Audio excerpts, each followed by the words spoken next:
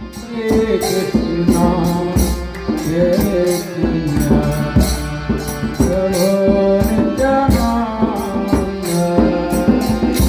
Shri Advaita Gadadhara Sivasadi, Gaur Bhakta Vrinda.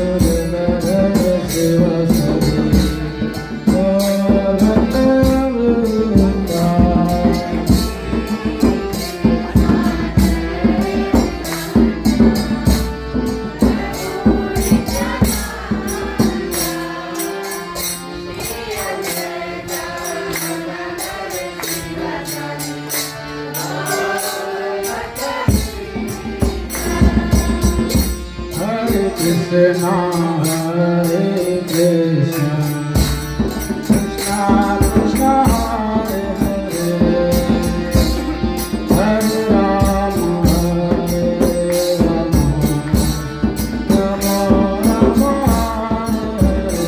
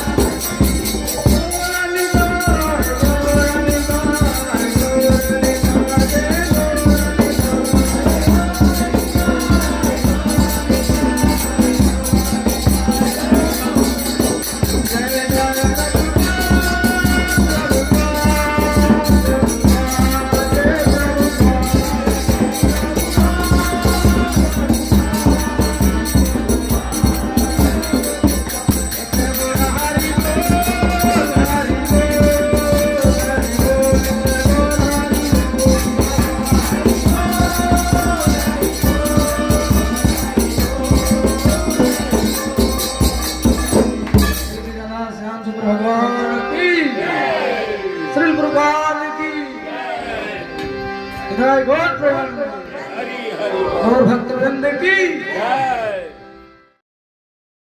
Krishna हरे कृष्णा कृष्णा कृष्णा हरे हरे हरे राम राम राम हरे हरे। ओम नमो भगवते वासुदेवाय।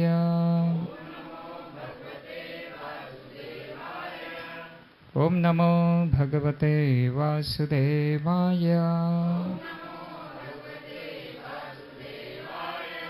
ओम नमो भगवते वासुदेवाय।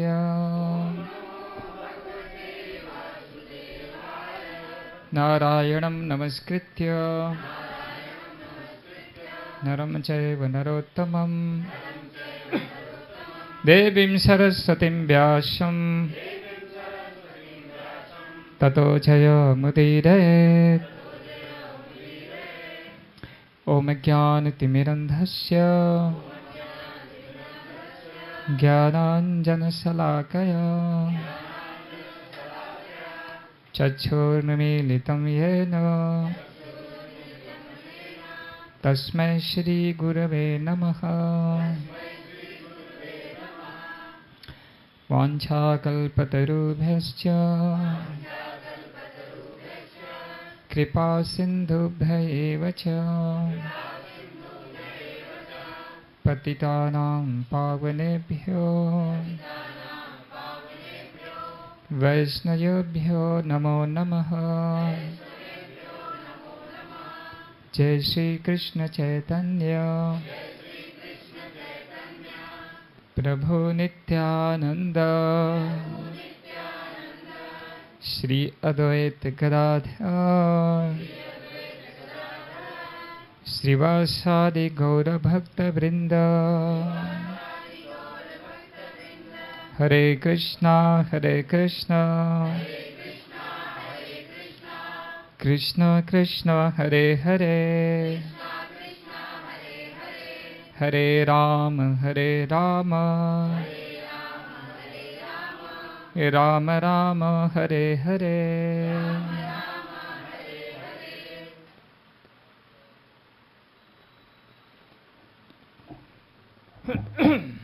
हरे कृष्ण। तो प्रोग्राम लगातार चल रहा है इसलिए थोड़ा भारी पड़ रहा है। हरे कृष्ण जी। आज ये दूसरा प्रोग्राम है तो आप सभी का स्वागत है।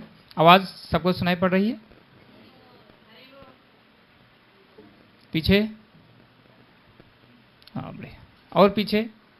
अच्छा ठीक। तो आज ये जो हम लोग इकट्ठा हुए हैं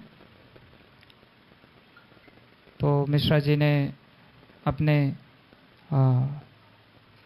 पितरों के लिए और पूर्वजों के लिए उनको भगवान का आशीर्वाद मिले इसके लिए ये प्रोग्राम उन्होंने रखा है। तो एक व्यक्ति आशीर्वाद दे और 50-100 व्यक्ति दें तो दोनों में तो अंतर हो जाएगा ना। इसलिए सब भक्तों को भी बुलाया जाता है। भक्त लोग एकत्रित हों और वो क्या करें, आपस में भगवान की चर्चा करें। उस चर्चा का ये फल है कि सब पितृ तृप्त हो जाते हैं, आशीर्वाद उनको भगवान का मिलता है और वहीं से वो भगवत धाम की तरफ आगे बढ़ते हैं। तो बहुत कुछ बातें ऐसे हैं कि हम लोग थोड़ा संशय में हो जाते हैं। कुछ लोग कहते हैं ये सब क्या है, जो मर गया वो मर गया है, ये पंडित लोगों का ड्रामा है, खुद खाने पीने के लिए और जीते पानी दिए नहीं, अब पानी दे रहे हैं। खैर ये बात तो जीते पानी नहीं दिए और पानी दे रहे हैं, तो अगर कोई बाद में भी पानी दे रहा है तो उसका लाभ ही मिलेगा। यह एक जीते जी भी सेवा करनी चाहिए। लेकिन फिर भी बहुत सारे लोग संशय में रहते हैं कि क्या पता यहाँ पे दिया जा रहा है वो कौन आत्मा कहाँ है, उसे मिलेगा कि नहीं मिलेगा। तो देखिए इस भौतिक जगत में बहुत सारे ऐसे काम हैं। जैसे आप यहाँ बैठे हैं और मेरी क्या बात करना है तो कर सकते कि नहीं कर सकते, मोबाइल नेट के माध्यम से। तो अगर भौतिक जगत में ऐसा कार्य हो सकता है तो आध्यात्मिक जगत में क्यों नहीं हो सकता है? तो ऐसा संशय नहीं करना चाहिए। अब बताते हैं कि जैसे मान लीजिए अब भारतवासी कोई अमेरिका में जाता है तो यहाँ का जो लक्ष्मी है, रुपया, वहाँ तो वो चलता नहीं है। तो क्या होता है फिर वो एक्सचेंज हो जाता है। लेकिन तब होगा जब यहाँ के रहेगा ना, यहाँ के अकाउंट में, तभी तो होगा। तो इसी प्रकार से स्वर्गलोक का भी बैंक है। अभी आप लोग, हमारी तो इंद्रियों का एक सीमा है ना समझने का, ठीक है। इसका मतलब ये नहीं कि हम कुछ देख नहीं रहे हैं तो है नहीं हो। बहुत सारे ऐसे भी हैं जो कि हम इन इंद्रियों से देख नहीं सकते, उसके लिए दूसरे उपकरण की आवश्यकता होगी, इंद्रियों को दिव्य बनाना होगा। तो स्वर्गलोक की बैंक में वहाँ जाएंगे तो आपको तो भाई कहीं भी जाएंगे तो खाने पीने घूमने के लिए गाड़ी बस सब पैसा चाहिए ना, रहने के लिए होटल वगैरह भी चाहिए, ठीक है। तो स्वर्गलोक में अगर आप जाएंगे तो वहाँ कौन सी चलेगी, कौन करेंसी चलेगी वहाँ पे? यहाँ से तो आप ले नहीं जा पाएंगे, ठीक है। हाँ, हरिनाम वाली तो करेंसी चलेगी, और भी करेंसी चलेगी। जो यहाँ पे आपने भगवान श्री कृष्ण के लिए मंदिर बनवाया है, उनको भगवद गीता का वितरण किया है, श्रीमद् भागवत का दान किया है, भक्तों को प्रसाद खिलाया है? इन प्रकार भक्तों की सेवा की है? तो ये सब वहाँ आपके बैंक में तुरंत पहुँचने पे बदल के मिल जाता है। तो चाहिए कि नहीं, उसकी तैयारी करना चाहिए नहीं करना चाहिए? तो भगवत गीता में देखिए भगवान अर्जुन को कह रहे हैं कि तुम युद्ध करो, मार दो सबको। ये लोग बड़ी दुष्टता किए हैं। क्या क्या किए है? आपका ज़मीन भी हड़प ले है और द्रौपदी माता का भी अपमान इन्होंने किया है। लेकिन अर्जुन जब युद्ध के क्षेत्र में घुसा तो पहले उनको लगी थी, लेकिन युद्ध का क्षेत्र में पहुंच गए, जब उधर सेना को ऊपर निगाह डाले तो उनका मन में थोड़ा भ्रम स्थिति उत्पन्न हो गया, ठीक है। अभी कुछ लोग हैं, अगर उनसे कहिए आप भक्ति कीजिए, माला जप कीजिए, तो कहते हैं देखा भाई परिवार का सेवा सबसे बड़ा धर्म है। तो परिवार का सेवा सबसे बड़ा धर्म है, ठीक है। तो परिवार का पोषण तो कुत्ते बिल्ली भी कर लेते हैं, चिड़िया कर लेती है, पशु भी कर लेते हैं, बस इतना ही धर्म है। और ऐसा कहाँ लिखा गया? आप लोग ऐसा कहीं पढ़े क्या कि परिवार की सेवा करना सबसे बड़ा धर्म है? उल्टा ये लिखा गया है कि आप चाहे गृहस्थ में हैं, चाहे वानप्रस्थ हैं, सन्यासी हैं, ब्रह्मचारी हैं, आप जो भी कार्य कर रहे हैं अगर उससे भगवान श्री कृष्ण प्रसन्न नहीं हो रहे हैं तो वो व्यर्थ है। धर्म स्वनिश्चितः पुंसा विश्वक्सेन कथा से यह नोत उत्पायति रतिम शरम एव ही केवलम। आप जो भी वर्ण आश्रम में हैं, अगर वो पूरा करने से अपने कर्तव्य का, पत्नी बच्चों सबका पालन करने पे यदि भगवान के चरणों में रति उत्पन्न नहीं हो रही है तो उसको जैसे धान का भूसी जो होता है उसे कूट के उससे अन्न निकालने का प्रयास करिए, चावल निकलेगा? उसी प्रकार से ये सब क्रियाओं को करने का कोई फल प्राप्त नहीं होगा जब तक कि भगवान प्रसन्न नहीं होंगे। तो ये लिखा गया है। तो लोग मानते नहीं है। तो अर्जुन को भ्रम स्थिति हो गया, ऐसे लोग भी भ्रम स्थिति में है, तो यहाँ भी भगवान उसका निवारण करेंगे। और कौन निवारण कर रहा है? परम पूर्व पुरुषोत्तम भगवान स्वयं कर रहे हैं। तो पहले अर्जुन कहते हैं कुल क्षय प्रणश्यन्ति कुल धर्मा सनातना धर्मे नष्टे कुलम कृतस्नम अधर्मः अभिभवति उत, कुल का नाश होने पर सनातन कुल परंपरा नष्ट हो जाती है। अर्जुन यहाँ के जैसे लोग भ्रमित नहीं हुए हैं, उनका तो थोड़ा वो चलिए बल पे बात कर रहे हैं। और इस तरह शेष कुल भी अधर्म में प्रवृत्त हो जाता है। कुल का नाश होने पर सनातन कुल परंपरा नष्ट हो जाती है। तो यहाँ कुल का नाश होने से अर्थ ये है, अगर युद्ध होगा और सारा व्यक्ति लोग मार दिए जाएंगे तो जो सनातन धर्म है, जैसे हम लोगों को कुछ न कुछ संस्कार मिला ना पीछे से माता पिता ने दिया धर्म के विषय में, तो ऐसे यहाँ बोल रहे हैं कि परंपरा ही समाप्त हो जाएगी। जो परंपरा आ रही है धर्म की, कोई भी धर्म अपने मनमानी गढ़ंत नहीं करना है। जैसे आजकल ये सब थोड़ा ज़्यादा चलता है, ठीक नहीं, वो परंपरा से, परंपरा का मतलब होता है जो भगवान ने ज्ञान बताया है और उनको जिनको बताया वो उन्हीं के द्वारा फिर आगे हम तक पहुंच जाता है बिना मिलावट किए हुए। आजकल मिलावट होता है ना सामानों में, वो दूध भी आता है अमूल डेयरी का, बाद में बीच में सुई कुछ तो सुई करके भर के निकाल लेंगे या पैकेट चेंज कर देंगे या पैकेट रख लेंगे दूसरा उसमें भर देंगे और बेच देंगे। इसको मिलावट मतलब अनेकों प्रकार से। तो ऐसे ही लोग धर्म में भी मिलावट कर देते हैं। तो यहाँ उसको करना है जो, हाँ, तो वो यहाँ पे बता रहे हैं कि ऐसा परेशानी हो जाएगी। और अगर जो शेष कुल बचा भी है वो भी अधर्म में प्रवृत्त हो जाएगा। अधर्म मतलब समझ गए ना आप सब। तो इसका बहुत सरल उदाहरण है, जैसे जो लोग भक्त बने, कुछ लोग हैं कि उनके नात रिश्तेदार या भाई पटीदार भक्त नहीं है, वो लोग कुछ भी खा रहे हैं, कुछ भी, बस यही अधर्म है। वो कुछ पता नहीं है भगवान नाम का भी कोई चीज़ है, भगवान के आदेश का कोई पालन होना चाहिए, ठीक है। हे कृष्ण, जब कुल में अधर्म प्रमुख हो जाता है तो कुल की स्त्रियां दूषित हो जाती हैं। जो पवित्रता है उसमें कितनी शक्ति, और उसकी चर्चा यहाँ पे हो रही भगवत गीता में, जो कि ये पूरे वेद का, वेदांत का सार है। कुल की स्त्रियां दूषित हो जाती हैं और उनका स्त्रीत्व मतलब जो पतिव्रता का पतन हो जाता है, और फिर अवांछित संतानें उत्पन्न होती। देखिए कितना सब चीज़ों पे जोर दिया गया। अब दिक्कत क्या है कि भाई पढ़ाई नहीं जाता है। अवांछित संतान मतलब जो बताइए क्या भाषा कहेंगे उसको? हाँ, वही शब्द आएगा आगे, वर्णशंकर। वर्णशंकर का अर्थ सब समझ पाएंगे? सब समझ गए? नहीं समझे, हम तो जान रहे हैं ना, नहीं समझेंगे। हाइब्रिड मत कहिए, हाइब्रिड क्यों? नहीं नहीं, ऐसा गलत हाइब्रिड नहीं है।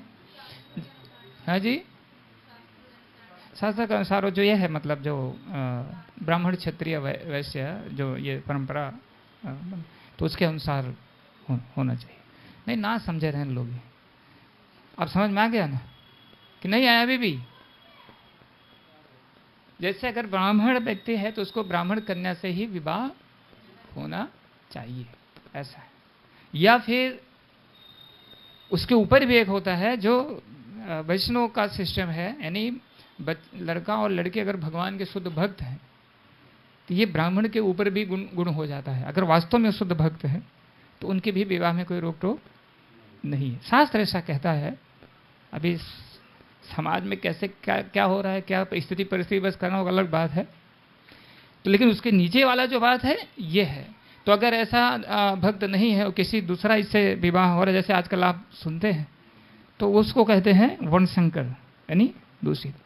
या ऐसा भी जो आपने शब्द प्रयोग किया है वो भी उसमें लागू होता, अवैध, यानी शादी विवाह हुआ ही नहीं, समझ रहे हैं ना, और इस प्रकार से कुछ संतान उत्पन्न हो जाए। करेक्ट। तो यहाँ देखिए बल दिया गया है शास्त्र में कि पवित्रता कितनी महत्वपूर्ण है।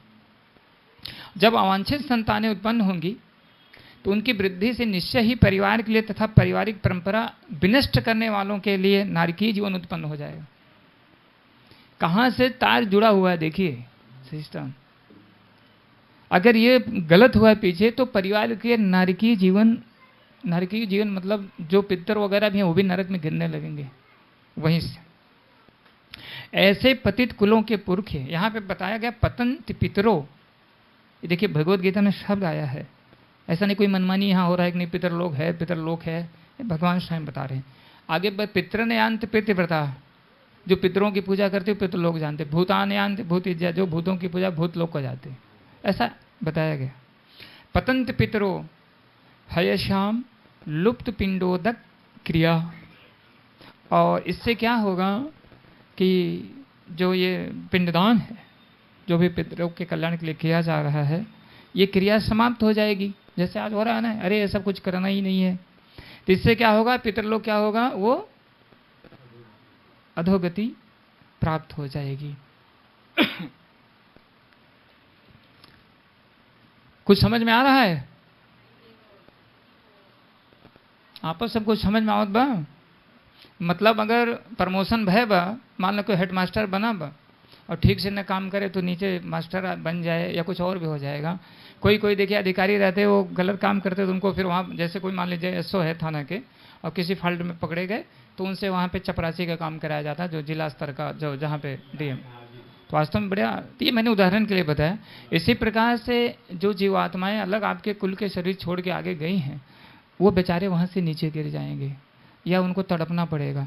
और ये क्रिया नहीं उनके लिए, ये क्रिया हमारे लिए भी है। हम भी तो शरीर छोड़ के जाएंगे एक दिन, मतलब हम सब के लिए है। तो अपने कल्याण के तो हर कोई डरता है ना।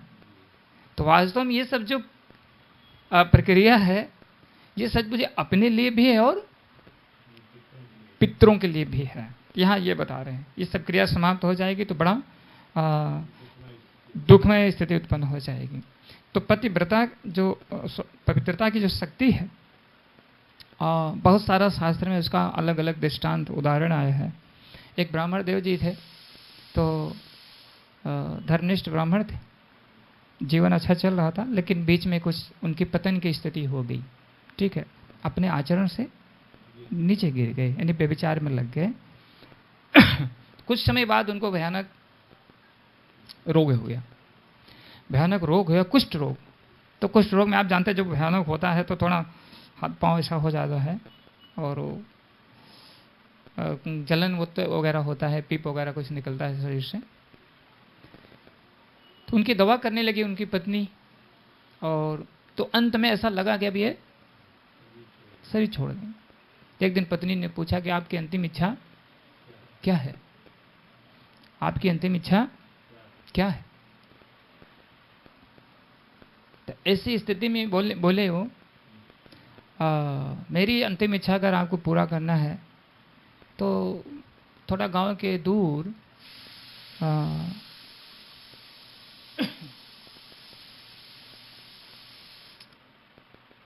नाचने गाने वाले जो लोग होते हैं, मतलब कुछ होते हैं ना, पहले ऐसे आपने सुना होगा, वेश्या का इसमें आते हैं। बोले उसका संग करना है हमें। क्या बोल रहे हैं अपनी पत्नी से? पत्नी बोल रही है आपकी अंतिम इच्छा क्या है?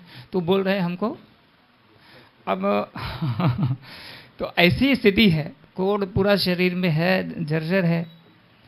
तो कौन है, इसको मना करो। तो पत्नी जाती है उस वैश्या के पास, हाथ जोड़ के बोलती है कि ऐसी ऐसी बात है और मेरे पति जी की यही इच्छा है। तो कहती है देखिए तू ऐसा कौन करेगा। तो वहाँ वापस आती है, बड़े दुख में पड़ती है कि इच्छा मैं कैसे पूरी करूं। तो जाके वो वैश्या का जो घर है, रात में जाती 3 बजे झाड़ू लगा के पूरा वहाँ लिपाई पुताई ऐसा सारी व्यवस्था वो करने लगी। तो वो उठती थी और देखती थी कि अरे कौन करके जाता है। तो ऐसे कई महीने उन्होंने किया। तो एक दिन जल्दी उठ के उसने देखा, तो वो ब्राह्मणी को देखा। तो बोले कि आप ऐसा क्यों करती है, बताइए क्या करना है। बोले मैं इसलिए आपकी सेवा कर रही हूँ, मेरे पति की अंतिम इच्छा आप पूरा कर दीजिए। हालांकि आप लोगों के मन में ये बड़ा ये होगा कि ये सब क्या है? आप लोग सोचो हमारे पति ऐसे नहीं, मुकस मारना ही शुरू कर दें। लेकिन ये देखिए एक सिस्टम है, इसको समझेंगे आगे। तो उसने बोले ठीक है लेके आइए। तो उसको चलने की भी उनको हिम्मत नहीं थी। एक टोकरी में रख के अपने सर पे लेके वो चली और जा रही थी। तो रात्रि का समय जाना, अंधेरा था। तो जहाँ से जा रही थी तो एक राजा ने एक ऋषि को दंड दिया था। हालांकि उनकी गलती नहीं थी उसमें, उनका नाम था मंडूक ऋषि, हो सकता आप लोग कथा सुने भी होंगे। और कैसी सजा दी गई थी, सूली के ऊपर उनको रखा, मतलब नीचे से ये था सब निकला हुआ और बीच में उनको टांगा गया था। और ये वहीं से लेके जा रही थी, अंधेरे में दिखा नहीं, और वो पाँव उनका कुछ तो बाहर निकला हुआ था, उसमें टकरा गया तो उनको बहुत जोर से वो जो सब लगे हुए थे चुभ गया उनको। जब उनको ये चुभ गया तो बड़ा दर्द हुआ और उन्होंने श्राप दिया, किसने ये कष्ट मुझे पहुंचाया है, सूर्य उदय होते ही उसकी मृत्यु हो जाएगी। अभी लो, अब ये माता सुन ली जो लेके जा रहे थे, बड़ी बोली अब तो हमारे पति का मृत्यु हो जाएगी। लेके गई वहां पे, लेके गई और उसने प्रतिज्ञा किया अगर मेरा पतिव्रत सत्य है तो सूर्यदेव के उगने ही नहीं दूंगी। हे सूर्यदेव आप उगिए ही मत, अगर मेरा पतिव्रत सत्य है तो आप धर्म की रक्षा करिए। अभी देखो यहाँ बड़ी समस्या आ गई है। एक ऋषि ने, वो भी मंडूक ऋषि ने श्राप दिया है कि सूर्य उदय होते इसको मर जाना है, और माता जी ने क्या प्रतिज्ञा कर लिया, अगर मेरा पवित्रता है तो सूर्य उदय नहीं होंगे। अब वहां पे रुकी रही, सूर्य उदय नहीं हुए और ये एक महीना बीत गया। अब आप समझते हैं अगर 2 दिन सूर्य उदय ना हो तो क्या हाल हो सकता है। ब्रह्मांड में खड़बड़ी मच गई, देवता लोग पहुंचे सब ब्रह्मा जी के पास। ब्रह्मा जी ने हेड ऑफिस, कहाँ है हेड ऑफिस, क्षीर सागर, जहाँ भगवान विष्णु शेषनाग ऊपर शयन करते हैं, ठीक है। और ये जो कृष्ण भगवान ना हेड ऑफिस में ये ज़्यादा इधर उधर नहीं करते, हेड ऑफिस के लिए भगवान विष्णु ये सब काम संभालते हैं। मतलब भगवान कृष्ण के ये काम है, क्या काम है, लीला करना, आनंद लेना भक्तों के साथ में। अगर कोई भक्त बेचारे कहीं भक्ति से नीचे गिर रहे हैं तो उनकी सुरक्षा करना, यही काम है। बाकी सारा काम भगवान विष्णु जी करते हैं। गए तो बोले ऐसे समस्या आ गई है। अब एक प्रतिव्रता का धर्म, सूर्यदेव चुपचाप अपने बैठ गए। बोले हमारी हिम्मत कैसे होगा सामने, उसने प्रतिज्ञा कर दिया तो मैं उदय। देखिए पवित्रता का पावर कितना है। और लोग कुछ समझते नहीं, मानते नहीं। तो बोले फिर, बोले चलो और क्या, फिर उसी माता को ही मनाना पड़ेगा। ब्रह्मा जी, शिव जी, विष्णु जी कहाँ आ गए, उस वैश्या के जो उसका घर प्रांगण, सब अपना अपना विमान से माता जी गोद में लेके अपने पति को बैठी। तो ये लोग आए तो तुरंत फटाफट प्रणाम की और सब लोगों ने कहा कि उदय होने दीजिए सूर्यदेव को। कहें प्रभु जी भगवान मैंने भी प्रतिज्ञा कर लिया है, अगर ऐसा हो जाएगा तो मेरी भी तो मतलब हमारी भी तो उपहास होगा। हमारा मतलब लोग यही कहेंगे कि पतिव्रता नहीं थी। तब भगवान ने कहा चिंता मत करो, तुम्हारा व्रत भी पूर्ण हो जाएगा, सूर्यदेव भी उदय भी हो जाएंगे, मंडूक ऋषि भी काम हो जाएगा। तो फिर भगवान ने आशीर्वाद दिया, उनका जो पति को कुछ रोग था उससे भी वो मुक्त हो गए, और उनका जो माइंड भी खराब था, मस्तिष्क, वो भी उज्जवल हो गया, पवित्र हो गया। उन्होंने रोए, बहुत पश्चाताप किए, और मंडूक ऋषि का जो श्राप था वो वापस हो गया। उनका हत्या सूली से तो उतर गए, क्या हुआ उनका जो हुआ, लेकिन उनका जो श्राप था वो फेल हो गया। इसमें मेन बात क्या समझना है कि इतना पवित्रता का पावर है कि पूरे ब्रह्मांड को हिला दिया। भाई सूर्यदेव को ना उदय होने देना एक खिलवाड़ काम है। इस प्रकार से यहाँ जो बता रहे हैं, अगर ये पवित्र धर्म का पालन नहीं किया जाएगा तो जानते हैं क्या क्या होता है, बहुत नुकसान होता है। जहाँ पवित्रता का पालन नहीं होता है उसके घर में कलह, लक्ष्मी की कमी, ठीक है, दरिद्रता, बीमारी, बहुत बहुत प्रकार के संकट आते हैं। दंड तो जो बाद में मिलता है वो मिलता ही है, और जहाँ इसका पालन होता है भले उसके पास धन कमी हो, लेकिन वो जितना प्रसन्नचित होके, जितना मतलब उसका जो जीवन मंगल होता है, उतना बहुत ज़्यादा पैसा भी भरा हो, लेकिन अगर ये सब चीज़ों का पालन नहीं है तो हरे कृष्ण कृष्ण कृष्ण हरे हरे, हरे राम राम। तो अगर मैं एक प्रश्न पूछूं, जैसे हो सकता माताओं का हृदय में प्रश्न आया हो कि भाई ऐसी पत्नी तो नहीं होना चाहिए कि पति कुछ भी करे और ऐसे करे, तो ऐसा प्रश्न आ सकता है। तो लेकिन उन्होंने क्यों ऐसा किया कि आप लोग उत्तर दे सकते हो।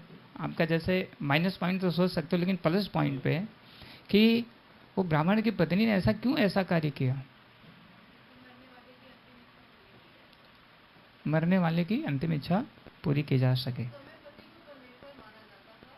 हाँ, नहीं, पति को परमेश्वर कभी नहीं माना जाता था, इसको ध्यान दीजिए। पति का परमेश्वर के मतलब उनके सम्मान किया जाता है। भगवान भगवान है, कोई दूसरा भगवान नहीं बन सकता है। तो आज भी नियम यही है, गुरु का, पति का जो सम्मान है वो हम भगवान के जैसे करें, रिस्पेक्ट, आदर देना, ठीक है ना। भगवान भगवान है, ऐसा है। तो उस समय नहीं, ये हर समय लागू है, आज भी लागू है।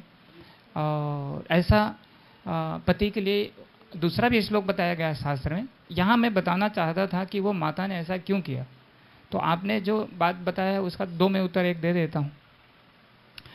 शास्त्र में 2 पॉइंट बताया गया है। एक तो ये बताया गया है कि सबकी योग्यता भी बताई गई है, पति के अंदर क्या गुण होना चाहिए, पत्नी के अंदर क्या गुण होना चाहिए, ये भी बताया गया। शास्त्र ये बताता है वो पति पति नहीं है जो शास्त्र के नियमों के अनुकूल नहीं चलता, जो प्रतिकूल चलता है उसको पति नहीं, उसको शास्त्र में पतित कहते हैं। क्या कहते हैं? पतित मतलब समझ रही ना, दुष्ट, हे दृष्टि से जिसको देखा था। अब पति लोग सोचेंगे तो हमारे ऊपर वार हो गया, उल्टा हो गया। ये भागवत में बताया गया है। नारद जी कह रहे हैं युधिष्ठिर महाराज को, पत्नी यदि अपने पति की सेवा करती रहे, केवल पति की सेवा करके वैकुंठ जगत जा सकती है वो। लेकिन उसके अगले वाले श्लोक में बताते हैं उस पति की जो पतित न हो, उस पति की जो पतित ना हो। तो ना माम दुष्कृत्नो मूढ़ा प्रपद्यन्ते नराधमाया धमा माया या प्रहित ज्ञाना असुरम भावम आश्रिता। भगवान श्री कृष्ण कहते हैं जो जीव मेरी शरण ग्रहण नहीं करता है वो मनुष्यों में अधम है, नीच है, आसुरी स्वभाव को धारण करने वाला है, माया के द्वारा उसकी बुद्धि हर ली गई है। क्या कहते हैं उसको? राक्षस। समझ? अब दूसरा प्रश्न आता है कि माता ने ऐसा क्यों किया। ये बहुत समझने की बात है। माता ने इसलिए किया कि वो समझती थी ये हमारा जीवन परमानेंट तो है नहीं, अगर मैं इस पतिव्रता धर्म का पालन कर लूंगी सीधा वैकुंठ जगत निकल जाऊंगी। ये बुद्धिमानी की बात। ये 4, 10 साल 20 साल का जीवन मैं छलांग लगाया, कूदो, इधर जाओ उधर जाओ, ये करो वो करो, कुछ नहीं। और भगवान तो हमेशा उसके साथ रक्षा करने के लिए। तो एक बुद्धिमान व्यक्ति का, चाहे वो माता प्रभु जो कोई भी है, उसको ये सोचना है कि भाई देखो हमारे कर्म के अनुसार कुछ ऊंच नीच जीवन में हमारे गतिविधियाँ चलेंगी, तो इसमें समय नहीं नष्ट नहीं करना। अमेरिका में एक माता ने शादी 40 विवाह किया। कितना?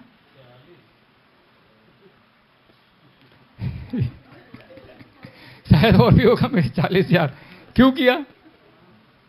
क्यों किया? नहीं, रिकॉर्ड बनाने के लिए नहीं किया था। वर्ल्ड बुक में वास्तव में है ये रिकॉर्ड, मैं उसको ढूंढ के दूंगा आपको, है ये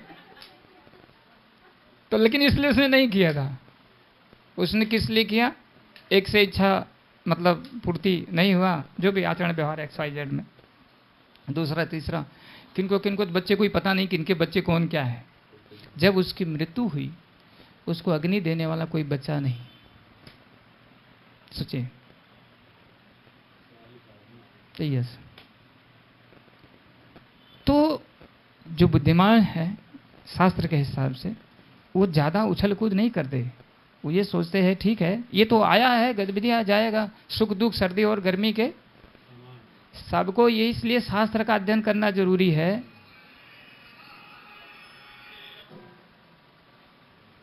उठाओ मत, क्या कौन है? छोड़ दे, उठाइए। इसलिए इसको समझना जरूरी है। हम अपने जीवन के लिए हिष्ट पुष्ट बने रहें, आध्यात्मिक जीवन के लिए है, और इस जीवन के लिए भी हिष्ट पुष्ट रहें। ऐसा नहीं करे थोड़ा गड़बड़ हो गया चलो गले में रस्सी बांध के और निकल चलते। नहीं हिष्ट पुष्ट रहेंगे तो यही होगा, जब पता ना ना ना रस्सी बांधने से चुड़ैल बन जाएंगे, भूतनी पिशाचनी बन जाएंगे, तब तो कोई रस्सी अब पता ही नहीं है तो क्या करें। आज अभी देखो, मैं तो कम से कम 3-4 के जल्दी में सुना, कोई माता 25 साल की थी, कोई प्रभु 22 साल, ऐसे लोग रस्सी लगा ले रहे हैं, फांसी। बताओ तो क्या इससे कल्याण हो जाएगा? आत्मा तो सच सत है। तो जो भी चढ़ाव उतार कुछ आता है हमारे जीवन में, क्या आता है? हमारे कर्मों का ही।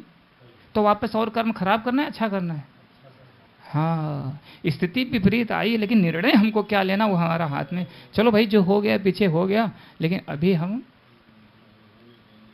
तैयारी करेंगे प्रभु के घर। हम अपने घर जाएंगे। शाश्वत शरीर का भोग क्या है? ये तो परमानेंट कुछ है भी नहीं। हरे कृष्णा कृष्णा कृष्णा हरे हरे, हरे राम राम राम हरे हरे। कुछ समझ में आया? भक्त लोगों को समझ में आएगा? ठीक है, सब लोग समझने का प्रयास कीजिए। बहुत आपका ये जो आपको लगता है जीवन बहुत, आप जितना उम्र हो गया आपको लगा ये उम्र कैसे बीत गया कुछ पता चला है? लगता आज भी सब ठीक है, वो थोड़ा इधर उधर का टेंशन कहानी आ रहा है, लेकिन वो मालूम नहीं पड़ता है। तो इसलिए हाँ, तो इसलिए सब मालूम नहीं पड़ेगा। 10, 20, 60 साल जो भी ये चीज़ें हैं बहुत ही। लेकिन कल नरक लोक का वीडियो देखे थे ना लोग, वो एक पल के लिए, अभी मान लो आपको ऐसा लिटा दिया जाए, पीछे से सब काटा उभरा हो, बड़े बड़े किले, और उसके ऊपर आपको लिटा दिया है, कितना देर लेटना पसंद करेंगे? 1 सेकंड है, सही बात है, 1 सेकंड कोई पसंद नहीं करेगा। ओके, तो यहाँ पे ये बता रहे हैं भगवान, पितृ भी नीचे चले जाते हैं, और जो लोग पितरों को संतुष्ट नहीं करते वो भी नीचे चले जाते हैं। तो कितने लोग यहाँ पे रोज भगवत गीता पढ़ते हैं? देखा इतना संख्या में हाथ कितना उठा? आधो ना उठा। अब जो लोग नहीं पढ़ रहे, आप विचार करिए कि आपका जो आने वाला जीवन उसकी क्या तैयारी है। आगे जो आप जीवन, ये शरीर जब आप छोड़ेंगे तो बबलू टिम्पू पिल्लू सब आएंगे आपके साथ में? कोई आएगा? आप तो उनके लिए परेशान हैं, आप उनके, हमारे भैया हमारे बहनी जो भी है XYZ, इनके लिए परेशान है। लेकिन आप विचार करिए, जब आप शरीर छोड़ेंगे कोई आपके साथ में आएगा? जब यमराज के दूत ले जाके पीटते हैं तो हम लोग चिल्लाते हैं वहाँ पे, हाय भ्राता, हा पुत्र, ऐसा ऐसा, हाय मेरे परिजन, जो भी है, और पीटते हैं। पानी देने वाला कोई नहीं है वहाँ पे। आपके ये बबलू पिंटू मिन्नू साहब इधर उधर रह गए। ये यहाँ पे अपना क्या, जो आपका बैंक बैलेंस, खाओ पियो सो जा, अरे जाने दो यार, अच्छा था वो रखा था चाबी मार के सब पैसे, मजा करो छोड़ो, सो गया तो गया। कहने का तात्पर्य है कि हमने जो कुछ प्रॉपर्टी संपत्ति बनाया है उसका उपभोग होने लगता है। कितने दिन रोते हैं लोग? 13 दिन 10 दिन, या झूठा कोई घर में आएगा वो कर देंगे 10 मिनट उसके सामने, उसके बाद फिर चालू हो जाएगा। अभी मैंने एक व्यक्ति मुझे बता रहा था कि एक व्यक्ति अभी जल्दी मृत्यु हुई है, 35 साल 40 साल का था, उसका एक बच्चा है बड़ा। तो बोला प्रभु उसके घर गए तो हमने देखा कि जो त्रयोदशी संस्कार हो रहा, जैसे शादी का फंक्शन हो रहा है, बच्चे हंस रहे हैं, पत्नी हंस रही, कुछ पता ही नहीं है। ये देखिए, इसलिए अपना कर्तव्य निभाओ, लेकिन मन भगवान में लगाओ, भगवान को अपना समझिए। ये अवसर खोएंगे तो फिर बाद में कितना पछतावा होगा पता नहीं, फिर कब अवसर आएगा। अगर एक मनुष्य जीवन आपने मिस कर दिया तो फिर 84 लाख जाइए घूमिए, और 84 लाख में जितने जीवन सबकी आयु जोड़िए, हमको लगता है अरबों खरबों वर्ष हो जाएगा, फिर जाके फिर ये मनुष्य शरीर प्राप्त होगा। हरे कृष्ण। मैं इसलिए बताना चाहता हूँ कि आप सब इसको समझ जाइए। आपको कहीं जाना नहीं है, ये मत छोड़िए घर छोड़ के कहीं सन्यासी कहीं बन के घूमना। आप जहाँ हो वहीं रहो, बस काम अपना शुरू कर दो, काम अंदर से शुरू कर दो है? हरे कृष्ण कृष्ण कृष्ण हरे हरे, हरे राम राम राम। असली पति कौन है? वो भगवान है, हमारे भगवान श्री कृष्ण है। पति मतलब पालक, भर्ता, पोषण करता, XYZ, ठीक है, वो भगवान है। डुप्लीकेट का सेवा उस रूप में नहीं करना है। डुप्लीकेट से मतलब वही कर्तव्य का पालन करना है। वो भी भगवान के द्वारा बनाई गई व्यवस्था है, वो भगवान के द्वारा बनाई गई व्यवस्था है। पति पत्नी का इसीलिए ब्रह्मा जी के द्वारा व्यवस्था की जाती है कि ये लोग अपना रह करके और अपने सारे इंद्रियों को संयम करें और जो धर्म का अनुष्ठान है उसका पालन करें। Time okay.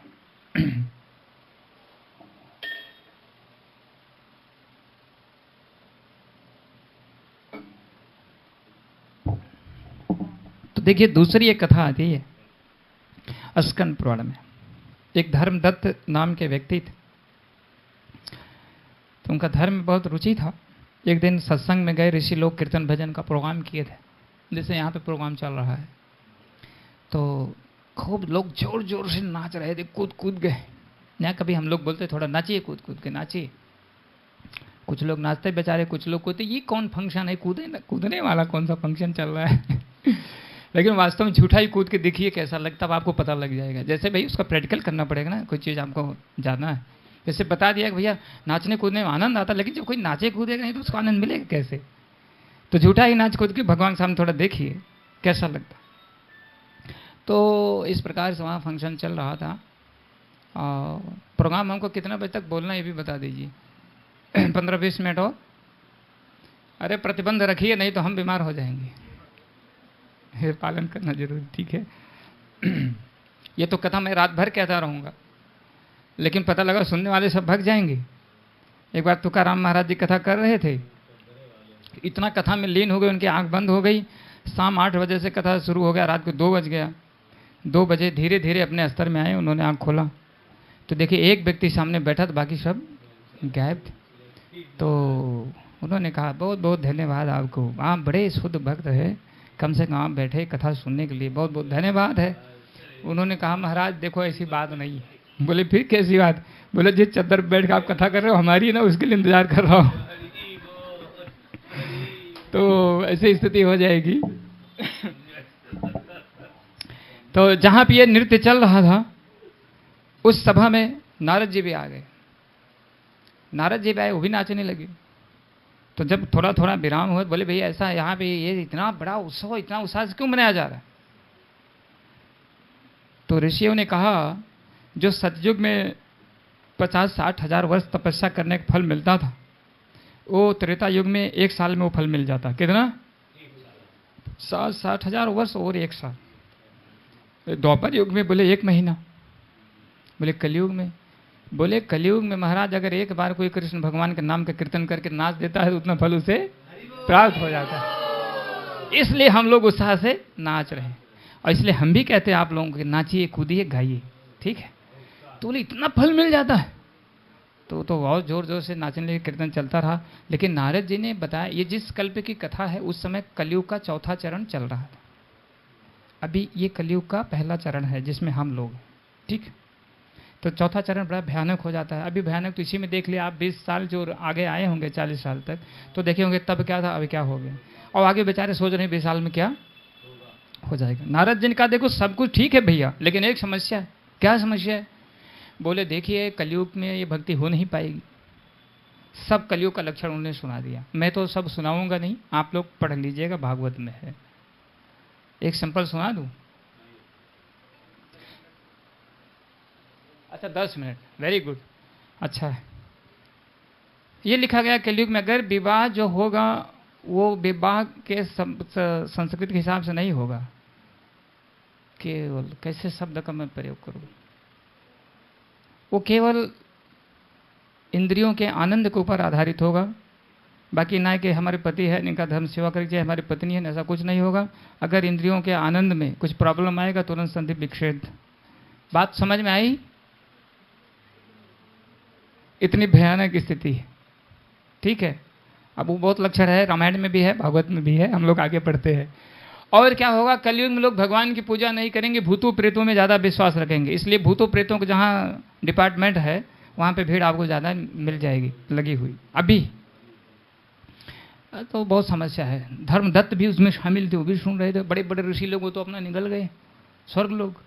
नारद जी भी चले गए, ये बेचारे क्या करें, ये बेचारे वहाँ से ऐसा करें, बोले अब तो इधर रहना सही, पूजा पाठ हो नहीं पाएंगे, चलो हम भी किधर निकलते हैं। और कुछ उनके पास ऐसी तपस्या थी, कुछ घूमते घूमते कहाँ पहुँच गए, आज जहाँ हम लोग जिसकी कल्याण के लिए जुटे, पितृलोक पहुँच गए। पितृलोक में गए तो देखे रो रहे हैं कुछ लोग, चिल्ला रहे हैं, हाय हाय कर रहे हैं। कुछ लोग देखे तो थोड़ा शांति से भी बैठे हैं। तो इनको बड़ा टेंशन हुआ, बोले क्या चल रहा है। तो जो लोग चिल्ला रहे थे उनके पास गए, बोले आप लोग क्यों रो रहे।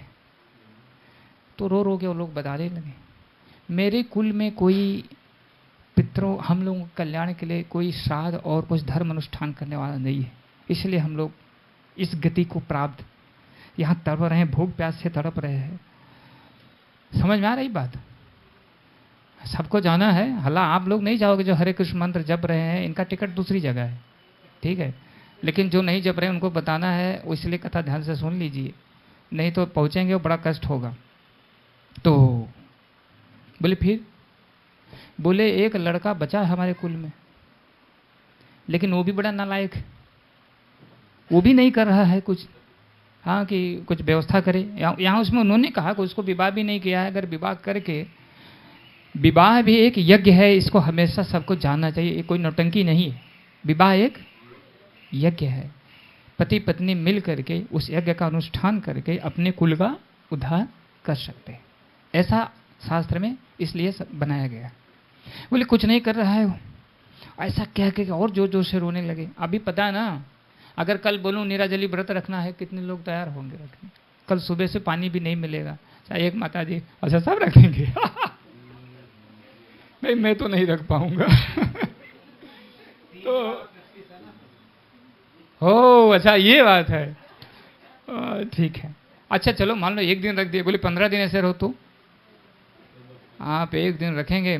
प्रभु एक महाराज जी कथा में बता रहे थे, व्रत रखते हैं निराजली, लेकिन सुबह एकदम तैयार रहते हैं, क्या क्या खाना है, कैसे खाना है, कब क्या करना है, एकदम तैयारी लगी रहती। तो कहने का मेरा तात्पर्य है कि बड़ा बड़ा दुख होगा। तो बेटा उसका क्या नाम है, उसका नाम है धर्मदत्त। वही कौन गए थे, धर्मदत्त ही वहाँ पे।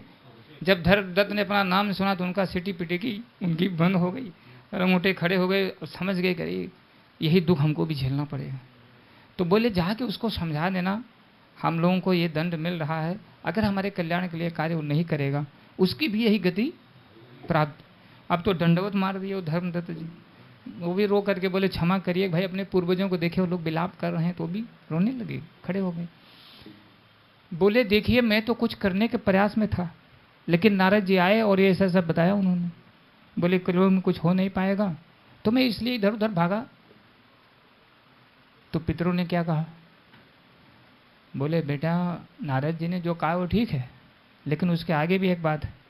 क्या है वो, जो कलयुग में श्रीमद् भागवत का पाठ करते हैं, जो भगवान श्री कृष्ण के नाम का जप करते हैं, जो एकादशी व्रत का पालन करते हैं, जो तुलसी महारानी की सेवा करते हैं, ठीक है, ऐसे लोगों का कलयुग कुछ बिगाड़ सकता नहीं है, ऐसा उन्होंने कहा। यह स्कंद पुराण की बात है। ये क्या है, जो बोलते नहीं बीटो पावर, ठीक है।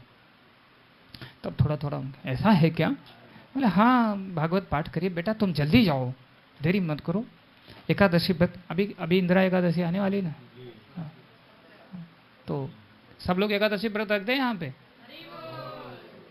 बढ़ोतरी है, 2-4 गायब हैं, ठीक है ओके, वो भी शायद शुरू कर देंगे, कोई बात नहीं है।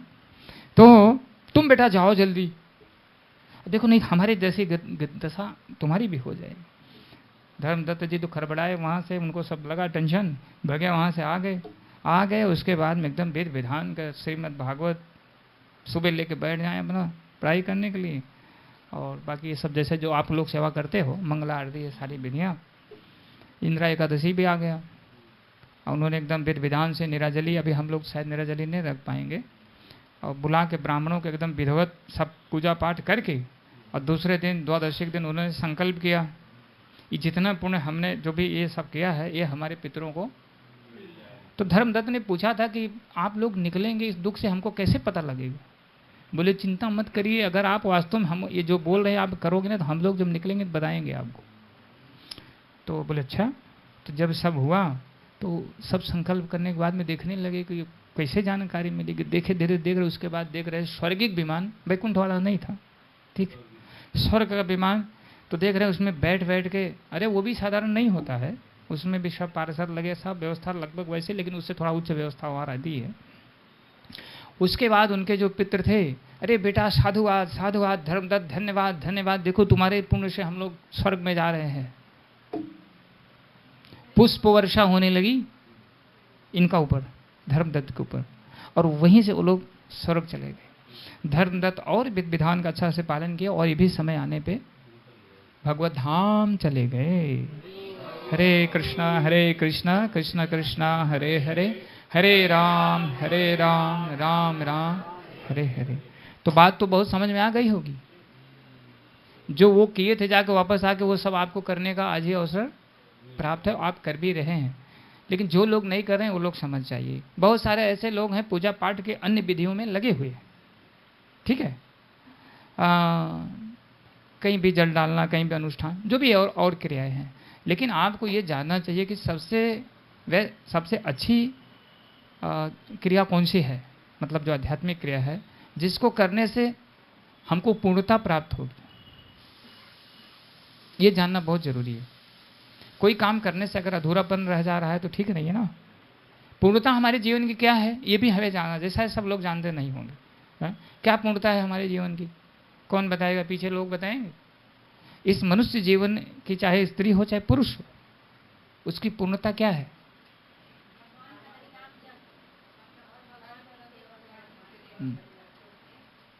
पीछे वाले नए भक्त ना बोलते हैं, आप सब कुछ बोला, कुछ तो उद्देश्य होए ना, रुपया पैसा बटोरना है, घर में नाती पोतों की संख्या बढ़ानी है कुछ भी हो, संपूर्णानंद बताइए।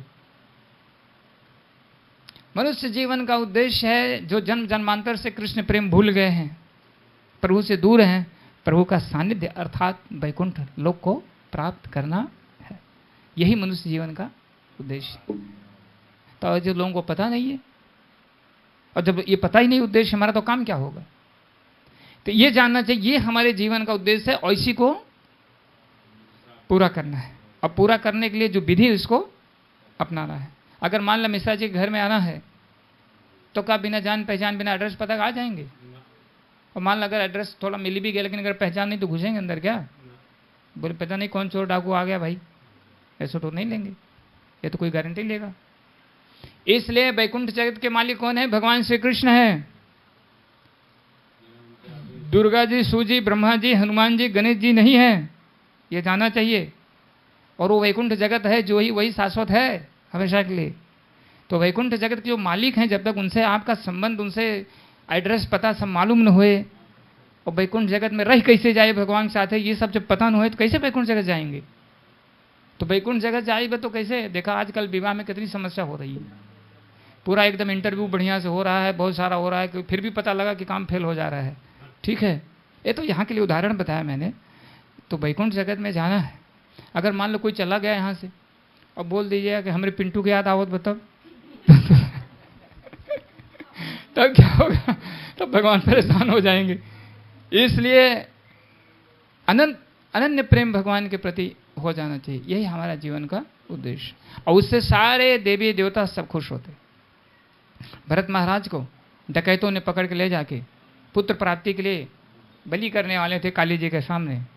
और भरत महाराज, जड़ भरत महाराज, वो भगवान के शुद्ध भक्त, उनको ले गए, पूरी सब्जी खूब खीर खिलाए, उसके बाद सर रख करके और बलि चढ़ाने की तैयारी कर लिए, काटने के लिए उनका गला। और देवी जी के सामने जैसे उसने तलवार उठाने का प्रयास किया, देवी जी अपना विग्रह को तोड़ के प्रकट हो गई। बोले चांडाल, अपने भक्तों को बोल रही, चांडाल एक भगवान भक्त को आया है मारने के लिए। तुरंत उठाई और मार मार के तलवार सारा सबका गला, अपने भक्तों का गला काट डाली। यानी सब सोच लीजिए आप। और उन्होंने फिर भरत महाराज जी से कहा, क्षमा करिएगा ये मूर्ख, आप जाइए, ठीक है। तो भगवान के भक्तों का इस प्रकार से देवता भी सम्मान करते। एक बार चित्रकेतु महाराज, इनको भगवान का साक्षात दर्शन हुआ था, आशीर्वाद, इनको एक विमान मिला था, बढ़िया, कुछ समय घूम रहे थे, घूमते घूमते शिव वहाँ पहुँच गए, शिव जी के कैलाश पर्वत, वहाँ कथा कर रहे थे शिव जी, प्रवचन चल रहा था, और प्रवचन चल रहा था और माता पार्वती जी को अपने पाँव के ऊपर बैठाए थे। तो ये स्थिति नहीं है यहाँ के जैसा, वहाँ दिव्य स्थिति है, ये तो बता रहा हूँ। चित्रकेतु महाराज मजाक में, चूँकि संबंध था, शिव जी के साथ में हंस दिए, अरे का कथा में ऐसा बैठाना जरूरी है, थोड़ा साइड में बैठाइए, ऐसा मजाक किया उन्होंने। देवी जी को क्रोध आ गया। देवी जी ने कहा, मूर्ख, यहाँ पे इतने बड़े बड़े सब ऋषि बैठे हैं, किसी को अकल नहीं है और तुमको ज़्यादा अकल आई है, जा असुर हो जा। तो उन्होंने कहा, माता आपका श्राप हमें स्वीकार है, क्षमा करिएगा। तो वही बने वृत्तासुर, जो उनकी कथा है। जब वो चले गए वहाँ से, तो शिव जी ने क्या कहा देवी जी से, आपको क्या लगता है वो अभी भी भगवान हमारे जो स्वामी हैं उनका दर्शन करके आ रहा है, आपको भी श्राप दे सकता था, लेकिन आपने उसका गुणवत्ता देखी, वो तो हमारे साथ विनोद कर रहा था, वो कुछ कह नहीं रहा था। ये स्थिति, बोले वो भी श्राप आपको दे सकता था, लेकिन उन्होंने श्राप दिया नहीं। इसलिए कितना भी आप ऐसे सुने होंगे, तो मेरा कहने का यहाँ पे ये सार है कि देवी देवता इतने बहुत हैं, ठीक है, और जब कृष्ण की सेवा की जाती है तो सारे लोग प्रसन्न हो जाते हैं। जिस घर में डेली भागवत का पाठ, हरिनाम कीर्तन होता है, भक्त लोग बैठते हैं ना करताल लेके 5 मिनट 10 मिनट, जो भी जिस स्थान पे कीर्तन, वहाँ क्या रहस्य है, भगवान श्री कृष्ण गोपियों के साथ में उस घर में उपस्थित रहते हैं जहाँ श्रीमद् भागवत रखा रहता है पढ़ने का, तो बात, लेकिन अब ऐसा नहीं खाली रखे रहिएगा, ऐसा मत करिएगा, पढ़ना चाहिए। और कीर्तन ये सब होता है वहाँ पे, उस घर में ब्रह्मा जी, शिव जी, हनुमान जी, जितने सारे वरिष्ठ वैष्णव सब आके उस घर में, उस स्थान पर, समझ लीजिए उस स्थान पे निवास करते, और सारे तीर्थ स्थल उस स्थान पे आके निवास करते, यानी घर उसका वैकुंठ जगत हो जाता है, जहाँ पे हरे कृष्णा गाना नहीं है, टाइम कम है ठीक है, जहाँ पे हरि नाम का कीर्तन होता है, घर उसका वैकुंठ। और उल्टा उसका एक और भी है, एक घर जो है, एक तो घर वैकुंठ बन सकता है, दूसरा जंगल बन सकता है। जंगल में कौन रहता है, जानवर और भूत प्रेत, भूत प्रेत भी रहते हैं। तो जिस घर में रिमोट लग के टीवी, तुम्हारे बिना अब है जीना, ऐसा सब चलता है, मतलब जो ये चीज़ें हैं ये देखते रहते हैं। ऐसे बहुत सारे गाने, मैं तो एक दृष्टांत दे दिया, फिल्मी गाने चल रहे हैं और भगवान को भोग नहीं लग रहा है, नहा धो के प्रसाद नहीं बनाया जा रहा है, कुछ भी आगे ऐसा ही भरण कर ले रहे हैं, कोई सिस्टम नहीं है, ऐसे घर में भूत प्रेत आगे निवास करते। वो भुवन नहीं, वो भू हट जाता है, वन बन जाता है, ठीक है, जंगल हो जाता है। तो यही हम विराम करेंगे, चूँकि समय का ये है। तो आप ये समझ लीजिए कि आपको क्या करना है, अपने जीवन के उद्देश्य प्राप्त करना है, या उसको ऐसा बना देना, नारकीय बना देना है। नारकीय बनाना यह है, अगर आप कोई भी अपने भगवत धाम, अपने घर, चाहे उसको ससुराल ही कह लीजिए, कोई बात नहीं है, जो भी समझिए ठीक है, अपना शाश्वत घर वही है, ठीक है, वैकुंठ जगत। तो वहाँ अगर चलने की तैयारी नहीं कर रहे हैं आप, तो आपकी स्थिति नारकीय दिन का दिन प्रतिदिन बनती चली जा रही है, क्योंकि ये शरीर छोड़ने के बाद में आपको अवसर दिया जाएगा नहीं, आपको इसके नीचे योनि में प्रवेश करना पड़ेगा। तो मुझे लगता है शायद ऐसा जानबूझकर तो कोई अपना दुख लेने का कोशिश नहीं करेगा, ठीक है। तो मेरा यही निवेदन है आप सबसे। अभी तो बहुत सारा लीला सुनाने के लिए सोचे थे, लेकिन अभी क्या लीला का सुनने की योग्यता तो आना चाहिए।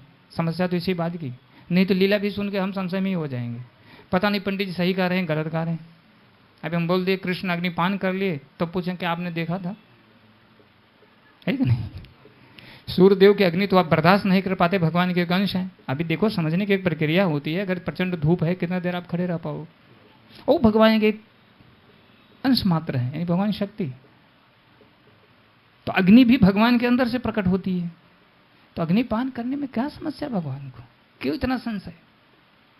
वो चाहे तो पूरा जो एकदम कुछ भी कितना हो सब एक सांस में अंदर खींच सकते, और ठंडा भी हो जाएगा अंदर जाके, वो अग्नि नहीं रहेगा।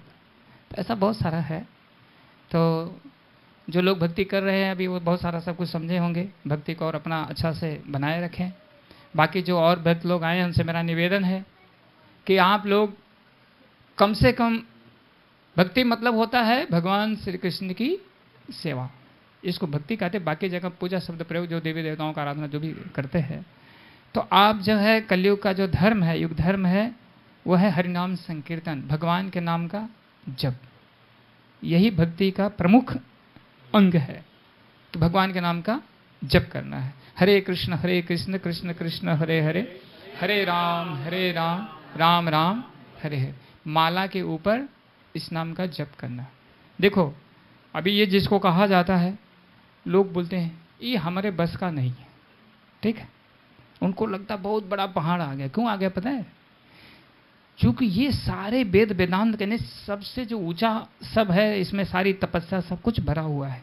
इतना इसको तो ये बताया गया कि हम किसी पुण्य से इसकी तुलना नहीं कर सकते कि आप हरिनाम जप रहे हो और या इसकी तुलना कर दिया जाए, इसलिए सर भारी हो जाता है, पाप की गठरी भारी हो जाती। ना ना ना ना, अगर बहस करना होगा तो 2 घंटा कर लेंगे, लेकिन एक माला नहीं जप करेंगे बैठ के।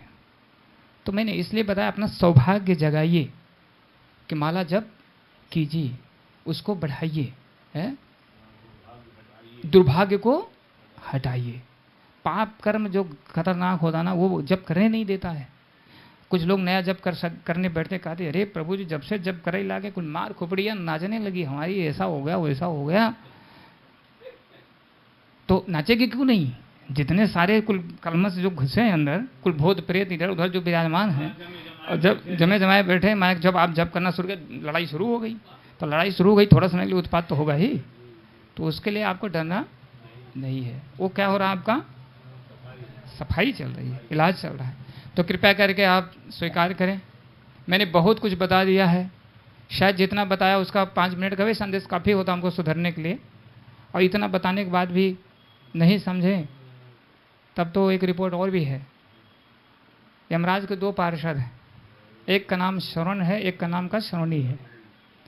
तो श्रवणी का डिपार्टमेंट है माता जी लोगों को देख रेख करना, श्रवण का डिपार्टमेंट है प्रभु जी लोग देख रेख करना। तो ये हमेशा जो भी हम कार्य करते उसको देखते रहते। वो कथा में कितने लोग आए, कितने बजे आए, और उसके बाद बैठे तो क्या किए, बात कर रहे थे, कथा सुन रहे थे, और सुन के लोग गए तो घर में क्या किए, या मन में क्या सोचे कि ये फराट की सारी बातें थी, हम तो जो कर रहे हैं वही करेंगे। तो ये सब नोट करके, और बाद में जब आप वहाँ ले जाए जाते तो रजिस्टर आपका पेश होता है यमराज के सामने। वहाँ बताया जाता है ये देखिए सर ऐसा ऐसा है, पूरा एक बहुत बड़ा वहाँ पे लगा रहता है। जैसे यहाँ पे आप टीवी देखते हैं ना, बहुत बड़ा, और उसमें भी तुरंत क्या है, तुरंत आपके पूरा जीवन का, हाँ एक सेकंड का, तब आप ऐसे करते हो। क्या करें, आँख से आंसू कल वाली सीन आ जाती है जो आपने नरक का वीडियो देखा है। तो ये मैंने जो बताया है आप सबको, इसमें मेरा ऐसा कोई स्वार्थ नहीं है। पहला कि आप सब कुछ भक्त बन जाइए, मुझे पैसा दे दीजिए, ऐसा कर दीजिए, या हमारा इसकी संख्या बढ़ा दीजिए, ऐसा कोई स्वार्थ नहीं है। और जो बताया गया है आपको श्री कृष्ण भगवान के जो वाक्य, जो संदेश है, वही आपके सामने प्रस्तुत किया गया है। इसमें कोई संशय करने की आवश्यकता नहीं है। ये इसलिए बताया गया है, ये भगवान का आदेश है, गुरु महाराज का आदेश है, इस ज्ञान को जीवों तक पहुंचाया जाए, और हमने सिर्फ उसी को आप तक उसको यथारूप दोहराने का प्रयास किया है। तो अगर आप स्वीकार करेंगे तो भगवान श्री कृष्ण का संदेश ही स्वीकार करेंगे। इंदिरा एकादशी की भी यही स्टोरी है कि नारद जी घूमने गए थे यमलोक में। नारद जी सब जगह जाते हैं, तो राजा इंद्रसेन थे, उनके पिताजी वहाँ धुलाई चल रही थी। किस लिए चल रही थी? उनसे कोई व्रत भंग हो गया था, पालन नहीं कर पाए। जब नारद जी देखे, रो रो के कहने लगे, प्रभु ये कृपा करिए, हमारे बेटा को जाके बोलिए मेरी ये दुर्दशा है, मुझे इसमें से निकालने का प्रयास करें। नारद जी उनका घर पे आते हैं, वो बहुत स्वागत सत्कार करते हैं। बोले बताइए हाल चाल।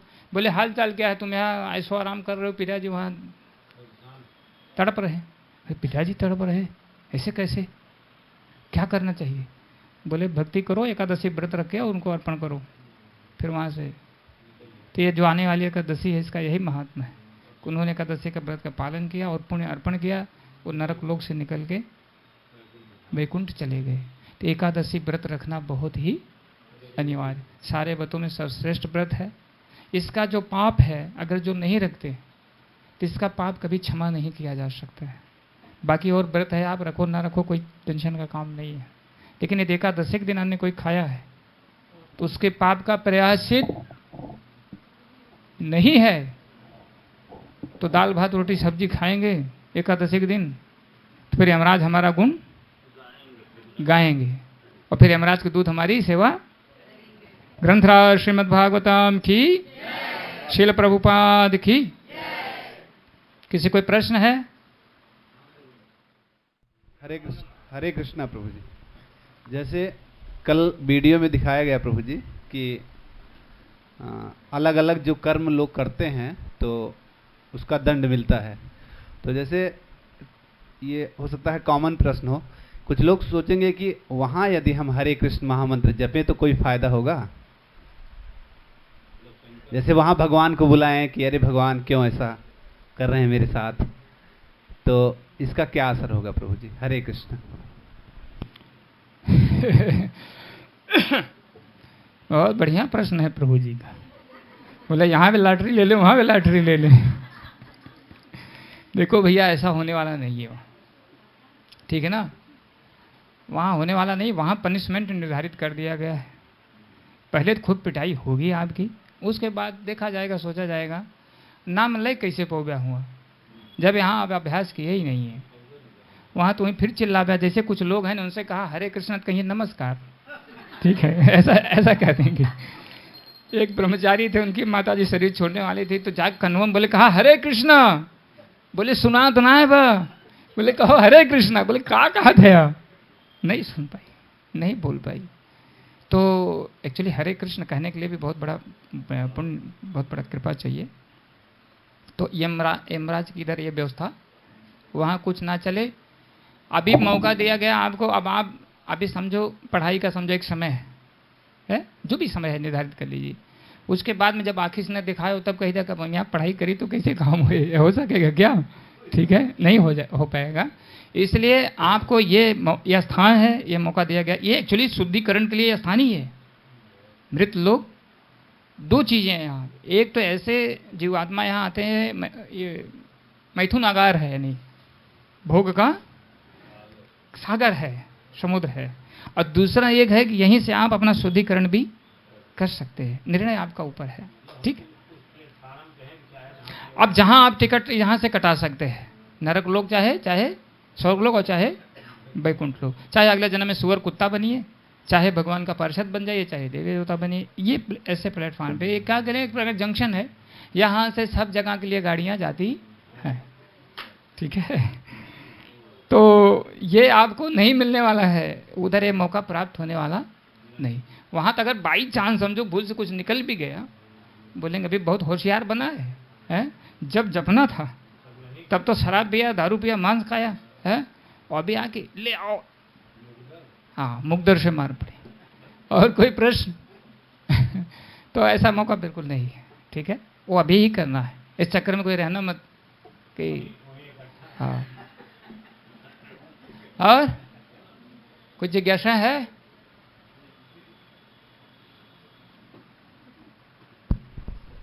हरे कृष्णा प्रभु जी। जी माता जी बताइए। जैसा कि आपने कहा कि हमारे पूर्वज जो होते हैं वो मरने के बाद जो तर्पण वगैरह जो दिया जाता है उनको वो प्राप्त होता है जी। तो मेरा सवाल है कि जैसे शरीर तो यहीं पर रह जाती है और आत्मा को कहते हैं कि आत्मा दूसरे शरीर को धारण कर लेती है, तो इसमें कैसे कहें कि हमारे पितरों को ये बाद में हमारे उनको मिलता है फल? तो पितृलोक में जो लोग रहते हैं उनका उस प्रकार से शरीर होता है, ऐसा नहीं हवा मुड़ते रहते हैं, ठीक है ना। जैसे अभी हम लोक में जाएंगे वहाँ आत्मा शरीर होगी, वैकुंठ जगत जाएंगे वहाँ वैकुंठ रूप का लोगों का जो हमारा शाश्वत स्वरूप है वो हो जाएगा। स्वर्ग लोग जाएंगे वहाँ देवताओं का शरीर प्राप्त हो जाएगा। आत्मा मतलब जैसे आत्मा छोड़ेगा तो उसको दूसरा शरीर धारण करना ही है, ये कार्य है। भगवान बताते हैं ना, जातस्य ध्रुवं मृत्यम, मतलब जो ये सत्य है कि जिसका जन्म हुआ उसका मृत्यु होगा, मृत्यु के बाद वो दूसरा शरीर धारण करे। तो जो पितृलोक है, जैसे अपना एक लोक मृत लोक है, ऐसे पितृलोक है। जैसे यहाँ हाल चाल चल रही है ऐसे वहाँ भी है, लेकिन वो क्या है, जैसे यहाँ आपको जो खुला अवसर है वहाँ पे नहीं ना वो व्यवस्था है?